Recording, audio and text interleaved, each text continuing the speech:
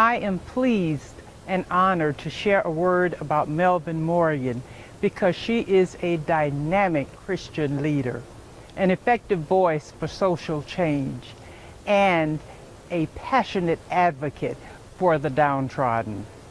In short, my dear friend Melvin is a dynamo. I am so much impressed with Melvin because of her humble spirit. Even though she is an immensely talented woman, she is humble and she has a very strong faith in God. And her faith is the foundation of everything that she does. As a matter of fact, her main goal in life seems to be to help people. And that's what she set out to do. Not looking for fame, not looking for the limelight, but of course, in what she has done in her life, certainly the limelight has followed her.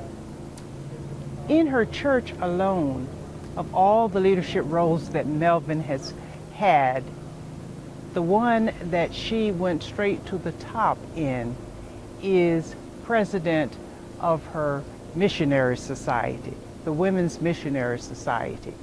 And that really suits her, because Melvin, as president of the Missionary Society for the 11th Episcopal District, she was able to lead the entire region in mission work. Not only did she accomplish that goal, but her work with young people in Christian education. We are reaping the benefits of those today, because today there are many young people contributing to our society because they have worked with Melvin Morgan as their Christian ed director. There are now teachers and counselors and lawyers and even a county judge. Melvin has done so much work across the board. I remember the early days when it was a novel idea to put a home for the elderly and the physically disadvantaged in the African American community. Melvin was on the forefront of that move. She knocked on doors, she looked up philanthropists, she helped to write proposals, she did all the scut work to bring Palm City Gardens apartments here to Fort Myers. And she continued to work hard even after it was built, because she goes out to the residents and speaks to the residents to find out how the board can continue to improve the quality of their lives. I recall Melvin said once, "You can't really enjoy the success if you haven't had many rejections." As she recalled the rejections that she and others found when they worked so hard to bring Palm City Garden Apartments to this community. But it certainly was a novel idea and exists today for 100 residents. In addition, Melvin has done much work with scholarships for young people. She and I have worked at the Southwest Florida Community Foundation over the years, and we worked on the scholarship committee. And when we interview young people for scholarships, Melvin always asks the question, "Tell us about your family life," because she's interested in whether this young person is being nurtured. And of course, when a young person shows up that's highly talented and also very, very poor, Melvin says to the committee during deliberations, "We've got to find some money for this child." And of course we do, because Melvin is a respected voice around the table. Melvin also is very interested in the charitable organizations in the community. She's been a very generous giver. She works with the Fort Myers Alumni Chapter of Delta Sigma Theta Sorority and donates generously to that scholarship fund each year.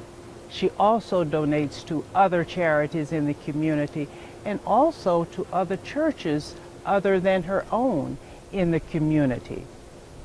Melvin has worked tirelessly in the school system.